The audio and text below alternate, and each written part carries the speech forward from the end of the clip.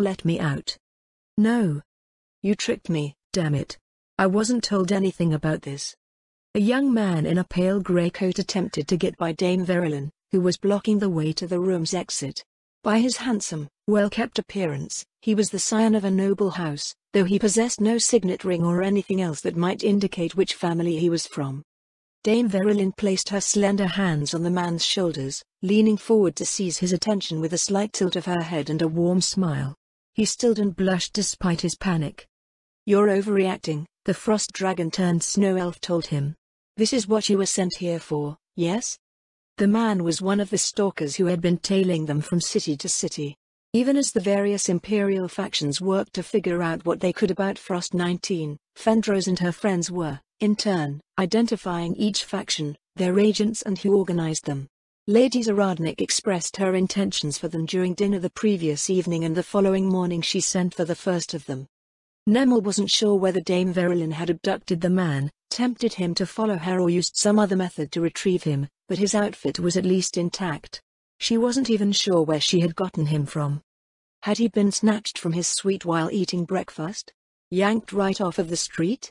Nemel wanted to think that Dame Verilyn had done something normal by human standards, but she was by now fairly certain that the Frost Dragon only went through the motions of regular human conduct because it made things convenient in a human-dominated environment. Visibly collecting himself, the man allowed Dame Verilyn to gently guide him deeper into the room. Or maybe he was enjoying her attention despite everything. Men could be stupid like that. Whatever it was, he paled visibly upon returning to the end of the long, rectangular table. Lady Zaradnik with two imperial officers seated to either side of her was probably not something that any scheming noble would ever want to see. The Baroness' gallant image could turn frighteningly forbidding depending on how one perceived the situation. "This is Baroness Ludmilla Zaradnik," Dame Verilyn said. "My liege. She has taken the time out of her busy schedule to visit Norford and hear your proposals." The man straightened and made an elegant bow. Going by his practiced movements, Nemel guessed that the aristocratic mannerisms drilled into him from a young age had asserted themselves. "Caring Elmira Flavella. It is a pleasure to make your acquaintance, Baroness Zaharadnik." Count Flavella had sent his heir? House Flavella had at least two spares, so they must have decided that an alliance through blood ties was not on the table to begin with. Instead, they had sent their most qualified negotiator aside from the Count. "The pleasure is all mine, Lord Flavella," the Baroness smiled. "My time is limited, so you will forgive me if I am brief. What does House Flavella have to offer us?" The young lord blinked blankly. Nemel hid a smile behind her neutral mask. This was something that they all agreed would happen during their discussion the previous evening. Each faction had prepared for an extended effort that involved carefully feeling out the other party and figuring out the possibilities that could come with establishing a relationship. The last thing they expected was for that party to drag them out and directly ask them what they wanted after remaining aloof for weeks. In the ensuing silence, Lady Zaradnik took a crisp sheet of paper from the stack on her right. An expensive-looking pen of unknown design moved in flowing, angular strokes. "Are you not authorized to negotiate on behalf of House Flavella, my lord?" Yes, my lady, I am." The young lord cleared his throat and fixed his mask again. "It's just that we hadn't anticipated reaching this stage so early, so I am ashamed to admit that I can only offer a broad overview of what we offer." "In that case, I assume that you would like the opportunity to better prepare House Flavella's proposal? If you would be so kind to allow it, I would count it a favor." Lady Zaradnik rolled out the sheet of paper she had been writing on. She tied it neatly with a forest green ribbon and pressed a wax seal upon it. Dame Verilyn came to bring it over to her petitioner. "Lord Flavella," the Baroness said, "it would be in both of our best interests if you were to prepare a comprehensive proposal that will represent your house and its allies to their satisfaction. Please feel free to take as much time as needed to consult with all relevant interests. Also, I would ask that you encourage your allies to participate. Once you are ready, make arrangements with the contact that I have provided you. You and your party will be provided accommodations at Castle Corlin, where you will be afforded the time to see what the Sorceress Kingdom has to offer and conduct proper negotiations." Caring Flavella quickly glanced over the content of Lady Zaradnik's letter. Nemel was fairly confident about what he was probably feeling at that moment. One could not simply say and do everything that the Baroness had. By placing a single invitation in the hands of the young lord, Lady Zaradnik had recognized House Flavella as the leader of its faction, reinforcing its position and all that it entailed. It was something like a declaration of support, or at least the intent of dealing with the Flavella faction through them, which preserved the social order that the Empire's aristocrats were accustomed to. Most nobles, even the Emperor himself, would leave it at that, leaving House Flavella to sort out its own hierarchy and figure out how to dole out the fruit of their upcoming negotiations between their faction members. The Baroness, however, had implied that there was something for everyone. A minor house claiming that they could offer this to a major imperial faction would usually be dismissed as delusional at best and fraudulent at worst, but she had essentially challenged any suspicions by inviting them over to investigate at their own leisure. It was an overt display of wealth, influence and power. Proper nobles had no choice but to reciprocate. "My Lord Father will be most pleased to learn of this development, my lady," Lord Flavella replied. "I look forward to our next meeting." Even with a noble's mask fixed to his face, Nemel could tell that he was all smiles as he walked out of the room. Lady Zaradnik sent Dame Verilyn to retrieve the next faction representative. "He was desperately trying to escape when he came in," Rangobart mused. "And now he can't wait to see you again. Even after seeing how things played out with the army, the way that you have with people never ceases to impress." "I'm not sure if it's so remarkable as you suggest," Lady Zaradnik replied. "I didn't even offer him anything concrete." "That may be so," Rangobart replied, "but the way you do things seems to always alter perceptions and expectations in favorable directions. Rather than acting as a noble with limited resources and influence, you act as a sovereign with far more at your disposal." "I certainly don't think myself anything like a sovereign," Lady Zaradnik said, "but you may be correct about the rest. The nobles of the Sorceress Kingdom, the people in general, really, have far more at their disposal than they once had as subjects of Riestais. Despite its mostly competent administration and security, the Empire is not too far off from Riestais when it comes to its primary industries and other foundational aspects of its economy." "Your assessment is mostly accurate, I think," Rangobart said. "Our territorial administrators have the benefit of the Empire's standardized education, but, when it comes down to it, land and labor requirements for industry remain unchanged.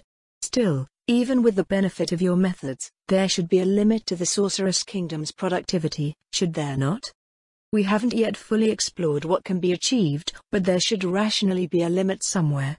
What can be done within those limits, however, already beggars the imagination. It will take generations to fully realize the potential of our territories, and that only takes into consideration our current levels of knowledge and artifice." Nemel hadn't even figured out how to get goblins to farm potatoes yet, never mind thinking of all the big things they were talking about.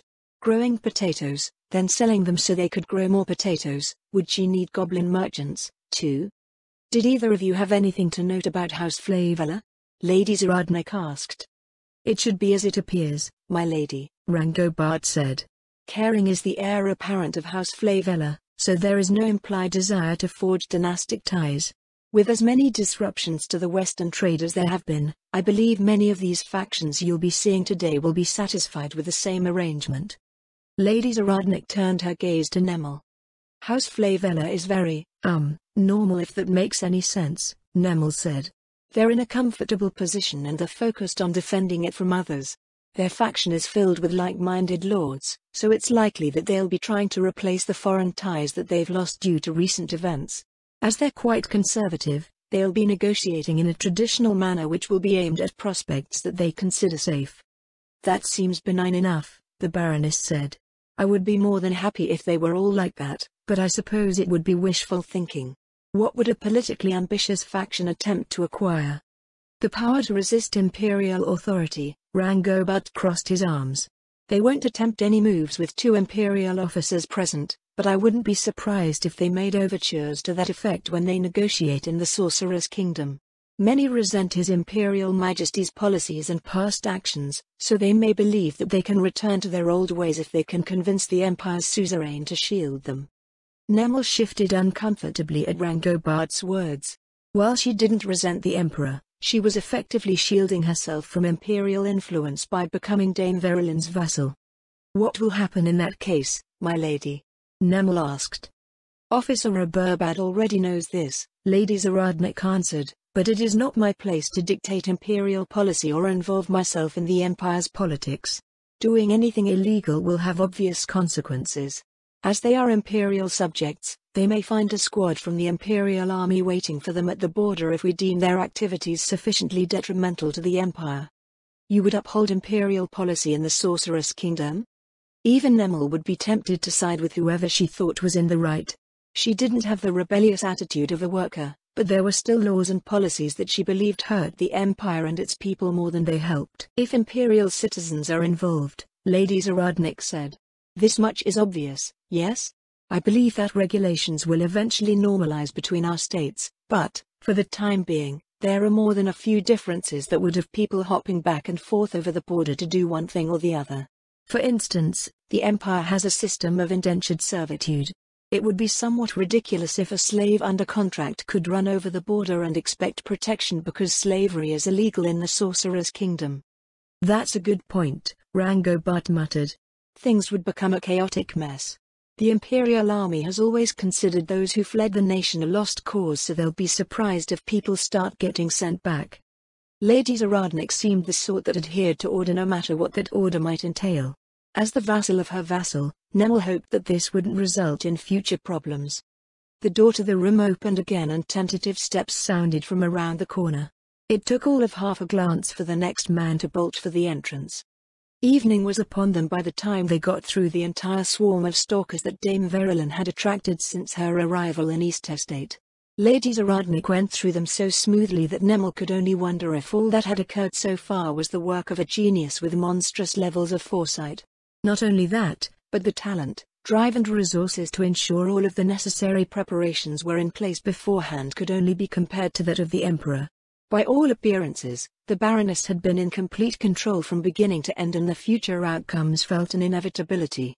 Fendros, Elise and Ida returned shortly after the last representative was sent away, taking their seats to join them for dinner. It was strange watching all those agents slowly vanish over the day. Fendros tied back her golden hair as they settled in for their meal. I've become used to having them around. They weren't interfering with the stand's business? Lady Zaradnik asked. Oh no, my lady, Fendros answered. Agents of this nature try not to stick out, and they were likely wary of the Sorceress Kingdom besides. In a way, they helped with business since they were more warm bodies for everyone else to interact with. In that case, I hope I haven't crippled the stand's operations. There were other problems on the horizon, Fendros said. So we appreciate your coming to take all that pressure away. I suppose we have much to thank you for. Being able to live respectable lives was a vain hope until Miss Gran introduced us to Dame Verilyn. Even then, we feared you would turn us away for being attainted. Like Officer Aburbad, the Baroness replied, I believe that it's a waste of potential. That being said, you will still all be held to stringent standards. Yes, of course, my lady, we're just happy to have the chance at all. To Lady Zaradnik's right, Rangobart stroked his jaw with a frown. I think I've missed something here, he said. My understanding is that they were assisting Dame Verilyn with her tasks in the Empire. Why does it sound like something more permanent? Will they continue to serve as her agents after her duties here are fulfilled? They've become my vassals? Nemel said. Why is there a question mark at the end of that? Rangobart looked over at her. Can House Gran even afford to properly compensate them for their services? How rude. Nemel scowled. If you must know, we're leaving for the Sorceress Kingdom with Dame Verilyn after she's done with her work here. I've pledged myself to her service. What? Fendros, Elise, and Ida shrunk back from Rangobart's shout. Noisy, Nemel said. What did you expect after those introductions? I'll be helping to administer Dame Verilyn's territory as her seneschal. Ray, Liz and Ida will be assisting me as my subordinates. She might only be able to pay them with a few potatoes at first, but she would surely be able to afford more potatoes later. What did your family have to say about this? I haven't told them yet. Rangobart sighed, scratching his temple. Why was he sticking his nose into her business, anyway? It wasn't as if it was any of his concern. Your sense of responsibility is an admirable trait, Officer Aburbad, Lady Zaradnik said, but you should probably focus on the fight ahead of you. Oh, speaking of which. The Baroness reached into a pouch at her waist, which looked identical to Dame Verulin's magic bags. She withdrew a scroll case and placed it on the table between herself and Rangobart. "This is for you," the Baroness said. "For me, my lady? Your family has expectations of you, yes? You may give this to them or you may retain it for your own use. I found your assistance during these past 2 weeks invaluable, Officer Aberbad." Rangobart reached out and picked up the case, opening the cap and gently shaking out its contents. A sealed letter, similar to those that had been issued throughout the day, slid out onto his palm. He removed its forest green ribbon and unfurled the letter, looking back up at the Baroness after scanning what was written upon it. "This is rather open-ended. I may not be able to help you fulfill the wishes of your family when you were first assigned to me." A ghost of a smile touched Lady Zaradnik's lips, "but marriage is only one of the many opportunities present in the Sorceress Kingdom that may be of interest to you and your house. Like the others, it would be better to see things for yourself." "In that case," Rangobart replied with a slight bow, "I look forward to visiting you in the future, my lady." "What's this? A birthday cake?" Lady Zaradnik frowned at the object on the table before her. Frianne watched the exchange from where she was seated beside Dimir. "It's a bit late," Lady Gonye said, "but it can't be helped, yes? We should be thankful that your next assignment had you come through our winter on the way to the Wyvern Mark." "For how long have you all been plotting this?" Lady Zaradnik asked. "Rather than plotting," Lady Gonye answered, "it should be expected. It's your birthday, so we're getting together to celebrate." "It's not necessary," Lady Zaradnik replied. "I've never celebrated my birthday before." Lady Zaradnik's frown spread to Lady Gonye, who looked over at Lady Corlin. "You've never celebrated her birthday before?" Lady Corlin shifted over to wrap an arm around Lady Zaradnik's shoulder. The Baroness put on a look one might find on a petulant child. "Oh, we have," the Countess said, "but Ludmilla and her entire family were about as dense as a platinum brick. Or maybe it's just that stoic stubbornness of theirs.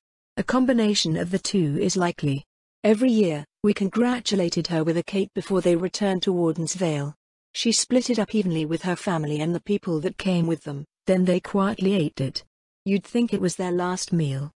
Come to think of it," Lady Wagner leaned back on her wrists, "she missed mine because she was sweeping the upper reaches after that invasion. Then she missed Florian's because of the Azalisia thing. Well, we're doing it every year from now on. No objections." Unlike the grand celebration one might expect for an eligible young noblewoman, Countess Corlin and her friends had gathered in a humble affair. They were all seated on the floor around a low table in the living room of their suite in the Mithril Market Inn. There was no public display of wealth, influence and prestige, it was simply a gathering of close friends. That Frianne and Dimir had been invited made her a bit itchy, a bit happy and overall not quite sure if she should be present.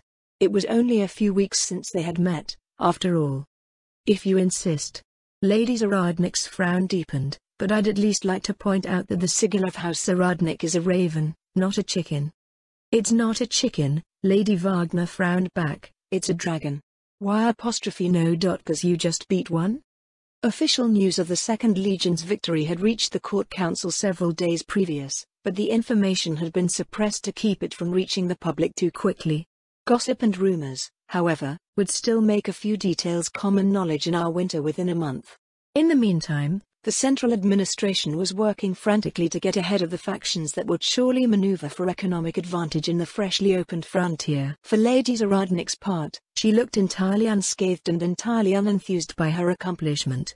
If Frianne hadn't known any better, she might have assumed that nothing out of the ordinary had happened at all. Frianne frowned as she looked at the frowning frontier noble. Maybe it was nothing out of the ordinary for her. "The staff at Deathbread was surprised that we requested one," Lady Corlin said. "They were pleased that we came to them, of course, but I don't think they had any experience in making something like this. Don't be too judgmental. High nobles going to a bakery in the slums for a birthday cake." Frianne didn't have anything against their venture, but it was certainly unheard of for imperial aristocrats. "Yeah." Lady Wagner seconded her best friend, "We're showing our support, so stop frowning us. Leave your grumpety grumping for your fellow grumps in the Imperial Army. Did you visit the shops out there, by the way?" "I went to the ones in Enns and Norford," Lady Zaradnik said. "Ilishnish has been visiting them every day." "Who's that?" Dimir asked. Ludmilla's dragon, Lady Wagner answered. She's been traveling around the Empire with one of the Sorceress Kingdom's merchants. I didn't know dragons ate bread. How were cities not being driven into mass panic with a dragon coming to purchase food from a bakery? As far as Frian knew, there had been no reports about any incidents along those lines. Dragons can eat anything, Lady Zaradnik said, but Elishnish prefers meat. She's been ordering meat pies from Deathbread every day. Speaking of Elishnish, she had dozens of agents from different Imperial factions following her around. I sent them your way. Whose way? Lady Zaradnik pointed at each of the other nobles from the Sorceress Kingdom in turn. They've returned to their houses to prepare comprehensive proposals. Once they're done, they should be arranging for visits to the Sorceress Kingdom. I told them they would be accommodated at Castle Corlin. That's what you wanted me to do, right? Yes, that's a part of what it's for, Lady Corlin replied. As for everything else, I think the three of us can handily manage. Plus, the entire duchy is trying to forge new trade partnerships, so they'll receive a warm welcome. You don't plan on keeping all those connections to yourselves? Dimir asked. If your faction becomes the primary economic connection between the Empire and the Sorceress Kingdom, you'll have all the influence here that you could want. In the Empire, it was what any sensible noble would do. At least when it came to foreign relations. Domestic affairs were carefully monitored and balanced for the sake of stability, but bringing wealth and prosperity to the Empire from abroad was another matter entirely. As long as the domestic gains fueled by foreign wealth and influence did not represent a tangible threat to the imperial throne, the aristocracy was encouraged to pursue such ventures without limit. Frian wasn't certain how the royal court of the Sorceress Kingdom regulated its internal affairs, but she couldn't imagine them seeing any of their nobles as a threat to power. Additionally, the court council would be highly averse to interfering with the business of its citizens if the empire's suzerain was on the other end of that business. It was an enviable position for any noble, and a troubling issue for the court council, especially if that business ran counter to imperial policy or even imperial law. They wouldn't dare lodge a protest with the royal court of the Sorceress Kingdom. At most, an advisory or notification worded in the most inoffensive manner possible would be issued. I understand that it's still difficult to grasp, Lady Corlin said, but our circumstances are far removed from those of aristocrats in Riastais or Baharuth. Representing the nation's interests as a whole not only aligns with our goals but also provides orders of magnitude more leverage in our dealings. In our service to His Majesty, progress and prosperity come to all. What our houses gain is so much more than we could ever hope to personally accomplish. Surely there must be a limit, Frian said. To be certain, the productive potential of the Sorceress Kingdom makes the ceiling that much higher, but it will inevitably happen. Land and resources are limited, trade flows must be balanced. At some point, someone is going to decide that there isn't enough for everyone and act accordingly. That's where we differ, Lady Wagner told her. Florine, Clara and I are from merchant houses. Regular nobles think that owning land and having wealth is the be-all end-all, but we know that prosperity is better. The Sorceress Kingdom has the power to protect everything that we build. All we have to do is build it, and that's what we're best at. Frian's gaze went to and from the faces at the table until it eventually settled on Lady Zaradnik. Neatly packaged within Countess Corlin's faction was everything required to project the interests of the Sorceress Kingdom to foreign lands. Their visit to the Empire had definitively proven this, and Frian was under no illusion that they had come anywhere close to the limit of what they were capable of. Between them, they could probably bring a nation back from the brink of total annihilation and set it solidly on a course to a new golden age. Their conversation drifted away from more serious subjects to what one might expect of the unique group of young, well-to-do women. When evening fell, Frian and Dimir returned to the first-class district. While Dimir returned home, Frian's destination was the Imperial Palace. She went by the guards at the entrance and through the arches of the main atrium, steps echoing off of the columns and walls. Her journey brought her past the public areas and to the inner palace. A familiar face greeted her at the entrance of the Imperial Harem. Lady Frian. Officer Anok, Frian returned her smile. I'm sorry I couldn't help with your brother. The youngest daughter of House Anok made a face. It didn't much match the resplendent uniform of the white-silver Imperial Guard. There has to be something wrong with his head, Celine Anok muttered. What could he possibly have reservations over with those four? If things weren't that bad, Frian replied, he wouldn't still be single. We're gonna have to step up our efforts, Celine sighed. I wonder how much enchanted mithril chains cost. Oh, if you're here for His Imperial Majesty, he's having dinner with Roxy at the moment. Celine waited for another member of the Imperial Guard to arrive and take her place before leading Frian through the cloistered courtyards and gardens of the Imperial Harem. The sentries and occasional patrols, who were of course all women, stationed throughout the complex nodded in polite greeting as Frian was guided deeper inside. How has he been doing? Frian asked. Much better now, Celine said. He's still not his old self, but His Imperial Majesty really turned around once that little fuzzy guy started showing up. I don't know what they get up to, but there's a joke going around that he's been replacing lost hairs. If there was a joke like that circulating around the harem, then the Emperor must have been positively jovial. Jerkniv's physical and mental health had been on the decline ever since the appearance of the Sorcerer King. It was to the point that the Imperial dynasty worried that he was on his way to an early grave. They stopped at the bottom of the stairs leading to one of the buildings in the inner harem. Celine nodded to Lady Rockbruise, who was standing guard at the door. She disappeared into the building for several minutes before coming back out again to escort Frian inside. Every building in the Imperial Harem was effectively a manor of its own, each furnished by the houses who sent their daughters to serve the imperial throne. This particular building was an exception, however, as Roxy was not from an aristocratic house, but a commoner. In a harem filled with women chosen for their beauty and social status, Roxy was the only one who might be called not beautiful. Despite her low station and lack of feminine charm compared to the other concubines, she was the emperor's favorite and the closest thing the Baharuth Empire had to an empress. As if in testament to the empire's meritocratic ideals, Roxy was a woman chosen for her intelligence and administrative talent. This intelligence came with certain eccentricities, however. Foremost amongst them was the fact that, while she was one of the emperor's concubines, she had no real interest in giving birth to the next sovereign of the Baharuth Empire. Rather than that, she encouraged Jerkniv to have children with the other concubines. Her assertion was that certain things, such as good looks, talents and aptitudes that might be inherited through one's blood, could not be trained. Roxy was confident that she could take those unpolished stones and refine them into excellent candidates for the imperial throne. At a distinctly small, plain-looking dining table, Jerkniv Runefar Elnegs, Emperor of the Baharuth Empire, sat across from his favorite. He looked towards Frian as she entered the dining room, motioning for her to come forward. Frian, he said with a rare, genuine smile, please join us. We've just gotten started. You seem in high spirits, Your Imperial Majesty. Is that so? Her cousin's smile did not fade. I suppose that I am. Let's dispense with dreary formalities. Linas, you may leave us. Frian exchanged looks with Roxy, who seemed to shrug with a helpless look. She took a seat as the concubine went to retrieve another dish.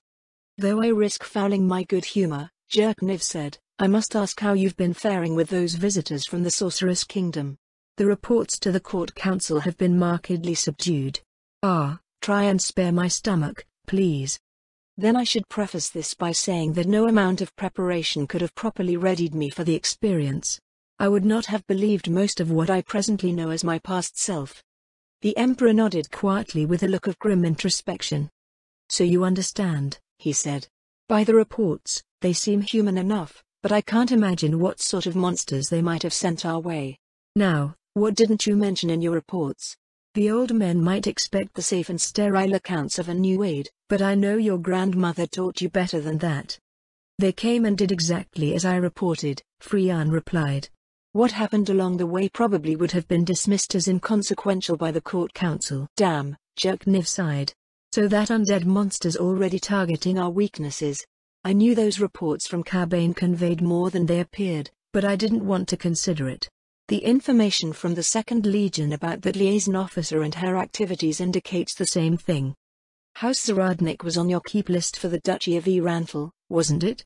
For the exact reason that they would easily integrate with the Imperial Army. The other 3 houses were to be retained for their excellent capabilities, too, if I recall correctly. Jerkniv grimaced before gulping down his wine.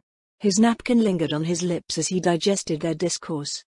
Now it feels like he's rubbing these nobles we should have taken with Iranthal in our faces. No, I doubt it's anything so petty. Did they focus on anything in particular while they inspected our winter? Something they took issue with, perhaps? They showed next to no interest in our bureaucratic processes, Frian replied. Considering their Prime Minister's excellence, we're probably nothing by comparison. I suppose what they were most intense about were the same things my grandmother takes issue with. Overall, they seem concerned about the imbalanced focus that comes with our pace of development. Ugh, that does sound like your grandmother. Are they trying to hinder the Empire's progress? There's still so much that the previous emperors set in motion that needs to be finished before we neatly wrap it all up with a pretty ribbon. Any culture we focus on will only become obsolete in a generation or two while the stopgap measures we have in place threaten to fly apart in the transition. From a purely bureaucratic perspective, her cousin's point was valid. Altering their course at the current juncture of the Empire's broad reformation would exact exponentially increasing costs. In Jerkniv's opinion, meandering when they were merely halfway through was not an option. They needed to push for their goals as quickly as possible to maximize efficiency and curtail the risk of issues that might develop due to the incomplete changes to the nation. Frian, however, did not believe that the pursuit of bureaucratic reforms and the cultivation of imperial culture were mutually exclusive efforts. Rather than that, it was something that needed to be done hand in hand. The army seems to keep up, Frian pointed out. Because an imperial knight gets eaten by a monster if they deny reality, the emperor said. If we start promoting culture with those other nobles, they'll start pining for their old glory days even more than they already do. Those idiots never learn. Distancing ourselves from those useless, antiquated traditions will be to our advantage when we finally do address the cultural concerns that lie at the end of our path. What about Frian's treatise? Roxy offered. I think it holds great merit. Oh, are you two ganging up on me now? Jerkniv raised an eyebrow. Then I'll give you the same answer that I gave Frian. The proposal is excellent if one only considers its potential to increase our national power. However, it also increases the power of the nobility. We've been working to break down their influence, not build it up. Unless you can somehow guarantee that every civilian house will be as loyal as our martial houses, filling the ranks of the aristocracy with mages is just asking for trouble. It's better to raise mages without annoying dynastic ties and history. Frian sighed inwardly, but she knew better than to push too hard. Her cousin was a man who had risen to prominence by asserting absolute dominance. He would only delegate power to those he could trust, and that trust only went as far as he could rein them in. She sometimes wondered if the reason why the empire was so deficient in its cultural aspects was that they, too, were often beyond the control of the throne. Had the emperors of old purposely acted to minimize the influence of those problematic aspects for the same reason? What would a society that developed around a figure of absolute power and his supporting mechanisms look like? For some reason, she did not think it would be as wonderful as many thought. Still, that Jerkniv was beginning to show the fires of his old ambition again could only be taken as a good thing. The empire needed its emperor to lead them once again. Well, that's enough of that, Jerkniv said. After weeks of dealing with these representatives, what do you believe they'll report to their masters? Any sign of recommendations that might precipitate further change in the empire? They've made reassurances that the Sorceress Kingdom has no desire to infringe upon our autonomy in a harmful manner, Frian replied. Any changes that might come our way will address the overarching concerns of their hegemony. In the event that such changes are demanded of us, I believe that continuing to defer to our suzerain will be for the best. Compliance may mean that we will be able to continue to work with human representatives. At the worst, loyalty is our best defense. Assuming that the Sorcerer King ever intended to use them again in the first place, Jerkniv said. I wouldn't be surprised if they were simply sent here to sniff out what they could before being replaced by an undead functionary. Though there's still the operation with the 6th Legion. With how the 2nd Legion's work turned out, the 6th Legion is probably facing a giant mess right about now. How do you mean? Competition, Jerkniv said. The 2nd Legion is now filled with dragon slayers who are swimming in plunder. The 6th Legion is filled with ambitious young men looking to make their mark on the Empire. There's no way that they won't take the 2nd Legion's achievements as a challenge to surpass. Do you think that this was done on purpose? The Emperor snorted. Of course it was. You probably didn't realize it back then, but I'm sure you do now. The 6th Legion and its supporters tried to play the Sorceress Kingdom and they got played right back. No, it was worse than that. The task to get rid of that Dragon Lord, the Sorcerer King's countermove, was already staring them in the face before they made their move. He knew what the result would be and the effect it would have on the 6th Legion. Now, General Gregan and his command are up to their eyeballs in overeager idiots. Shouldn't something be done about that? Before asking that question, Jerkniv told her, "You should be considering what the objective of the Sorceress Kingdom is in doing this." Frianne's mind for military matters was limited. Any credible speculation she could make lay on the civilian side of things. Even so, the potential outcomes branched out in so many different directions that it was difficult to settle on any of them. The Emperor smirked at her silence, swirling the wine in his bejeweled silver goblet. "No matter what we do," he told her, "they will get the answers that they are looking for. The Empire has already become a stage prepared and set. We are but puppets on strings dancing in the palm of the Sorcerer King's hand. There is no choice but to go along with the performance we are being made to play out. As your grandmother would say, it is what it is." The heavy hoofbeats of Ray's bay stallion pounded at the head of 300 mounted Imperial Knights.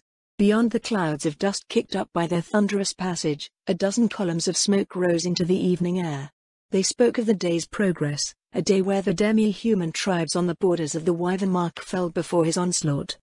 A day that couldn't have come sooner. Ray sneered as he thought of how much time had been wasted. Cowardice. Cowardice, hard-headed resistance and superstitious fear. That was what met the forces of the Sorceress Kingdom that had arrived to supplement the Imperial Army's strength. If it was just that, however, Ray couldn't have cared less. He would have taken them to single-handedly achieve his objectives himself. The true problem was that the undead had been officially assigned to the 5th Legion. As a result of the reorganization of the Imperial Army, the 5th Legion was now responsible for keeping order in the Baharuth Empire's southern territories. The 6th Legion, which had been dispatched to the Wyvern under orders to expand the Empire's borders, had no authority over the powerful undead forces. Ray wasn't sure whether it was a purposeful act of bureaucratic sabotage, a decision born out of last-minute hesitation, or some sort of incomprehensible misunderstanding. Whatever the reason, it left the 6th Legion short of the strength that it thought it would have at its disposal. This, in turn, forced its commanders to rethink how they would conduct their campaign in the wilderness. Attempts to collaborate with the 5th Legion were met with firm refusal. Each legion answered directly to the Emperor, and their duty to the Empire had nothing to do with the 6th Legion's orders. Weeks of fruitless back and forth between the 5th Legion, the 6th Legion and Darwinter led to mounting tensions between the two army groups. No less frustrated, Ray finally decided that their ridiculous situation was in reality some sort of test. The terms of the undead lease contained many clauses as to how the powerful undead forces were allowed to be used. Broadly speaking, they were intended for domestic security. This was the official explanation as to why they had ended up in the hands of the 5th Legion. The other part of the puzzle was not so apparent, but Ray believed that he had figured it out. A passive, almost benign outlook dominated the Sorceress Kingdom's foreign policy, which was in turn reflected in the terms of the lease agreement for their undead security forces. He wasn't sure why the supremely powerful nation would take such a convoluted approach to its affairs, but it was what Ray had to work with. To maintain its image, the Sorceress Kingdom did not wage wars of aggression and would not allow its forces to participate in conflicts that might be construed as such against officially recognized political entities. Retaliation against foreign aggression, however, was another thing entirely. What Ray needed was just cause to deploy the undead against their neighbors. The most apparent option was to goad them into attacking the Empire. Another would be fabricating a conflict to intervene in, but this was problematic. They couldn't send settlers, as the Court Council held sole authority over what land was claimed and to whom it was distributed. The alternative meant recognizing political interests outside of the Empire and acting on their behalf, but the point of the 6th Legion was to claim territory for the Empire, not legitimize savage demi-human tribes. The 2nd Legion's operation in the northwest was conducted under another plausible premise. They were ridding themselves of an evil ancient dragon that had plagued the region with its demands for over a century.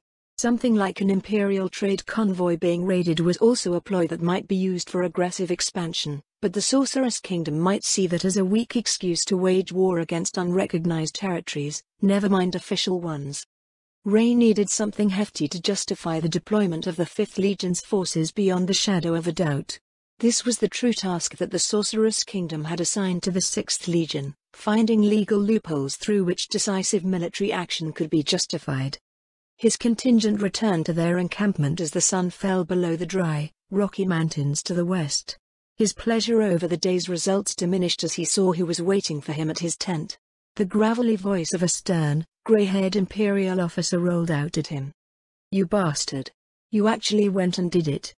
"Captain Ward," Ray said coolly. "I hope you didn't ride all the way here just to share your feelings with me." The aged Imperial Knight crossed his arms, fixing Ray with a vehement glare.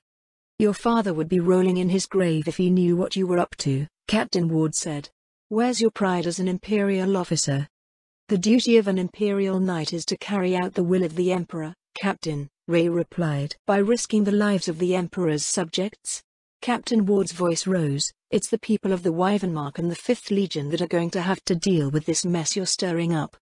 Considering what the 5th Legion has at its disposal, I hardly think a handful of demi-human raids is a problem." Captain Ward's mustache bristled as he glowered at Ray. After a long moment, he walked past him. "I'll be reporting this to headquarters, General." "That is your prerogative, Captain." Ray entered his tent, tossing his burgonet aside with an annoyed sigh. Captain Ward's disrespect should have invited censure, but it likely would have gotten nowhere. Not only did the aged captain belong to a different army group, but layers of archaic martial culture mired the daily operations of the Imperial Army. The vast majority of officers, both noble and commoner, accepted that things were to be done according to time-honored traditions. Change was something that came slowly, but the Empire could not afford slow change, certainly not now. The 5th Legion would likely shrug off any complaints that Ray voiced about Captain Ward. Ray was conducting unorthodox operations in the captain's jurisdiction which, as was noted, might invite retaliation against the Empire. This was the entire point, but, to most, Captain Ward had every reason to take issue.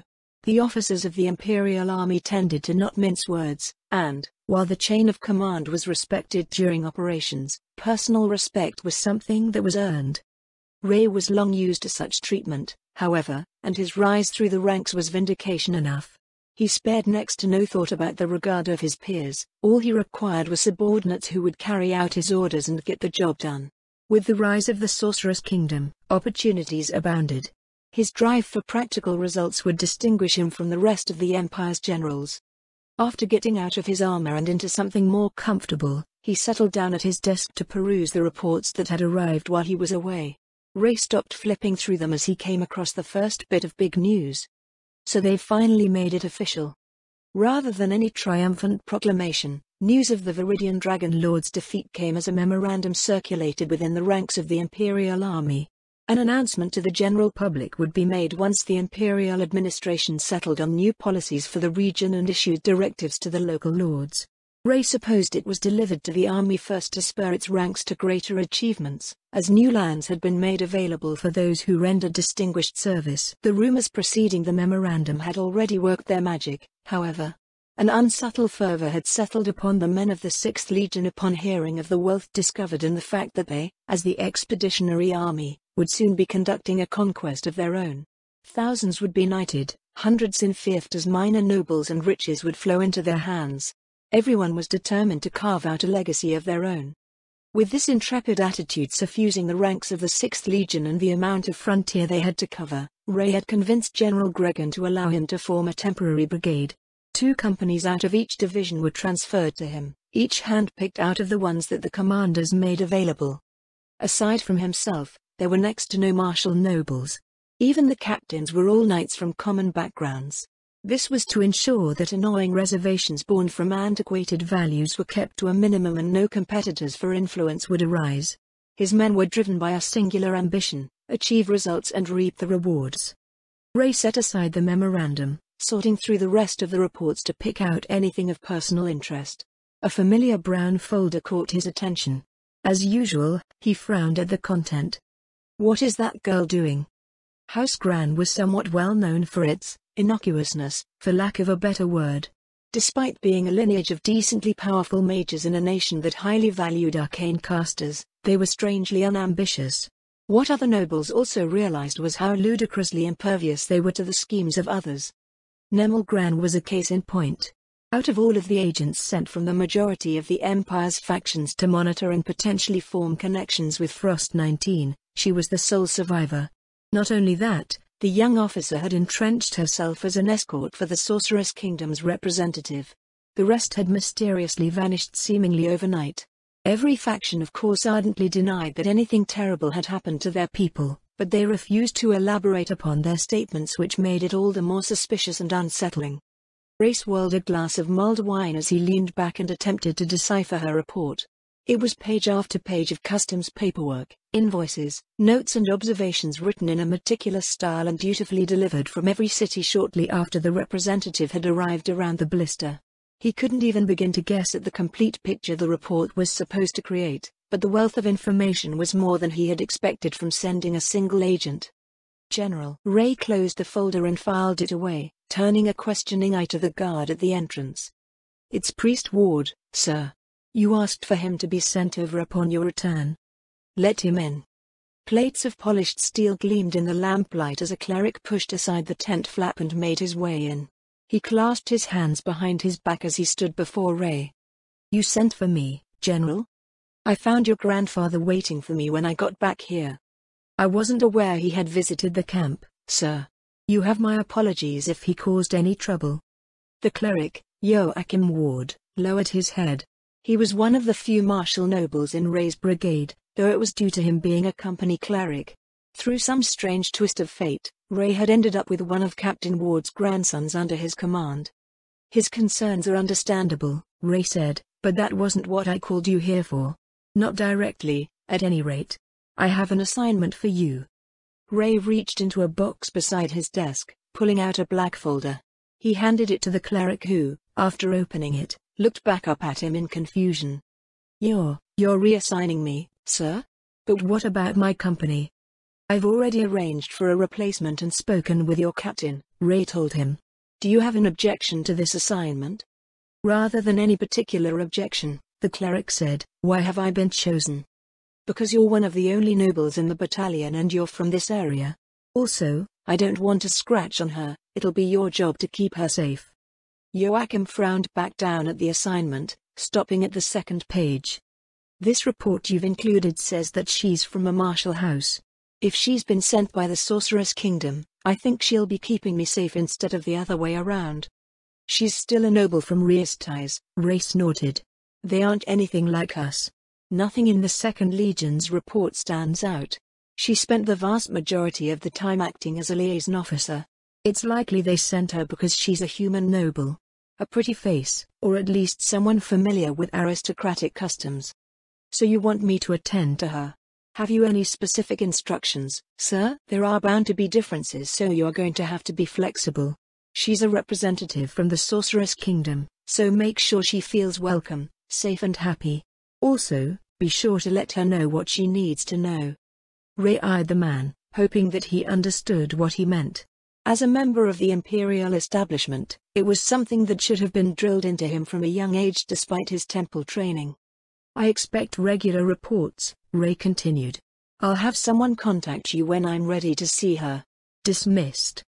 The cleric saluted before making his way out of the tent. Ray turned back around, idly tapping a finger on his desk. Sending Joachim Ward was something of a gamble. Baroness Zaradnik was acting as a liaison officer for the entire 6th Legion, so she would be moving all across the frontier. As a general, Ray couldn't follow her all over the place, so the best he could do was send someone to report on her interactions. That way, he could prepare himself in advance for when she inevitably arrived to consult with him on his operations. Before then, he needed to work the kinks out of his battalion and get the many soldiers who only had training under their belts into real fighting shape. They were already off to a good start, but he needed to make it clear how superior he and his men were compared to the rest of the 6th Legion. For that, tangible results were required. If all went well. Ray leaned back in his seat, staring up at the ceiling of his tent. After a moment, he closed his eyes, recalling the last time he had seen the might of the Sorceress Kingdom on display.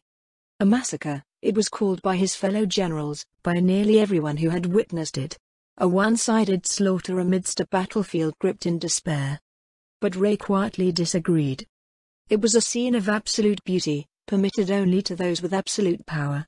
By becoming a client state of the Sorceress Kingdom, mere humans could also wield that power, if only just a bit. But even that bit was enough to change the world, reshape it in whatever image they desired. With the majority of the Imperial army mired in their sentimentality and trapped in useless traditions, he would seize the initiative and make an unmistakable impression on the Sorcerer's Kingdom.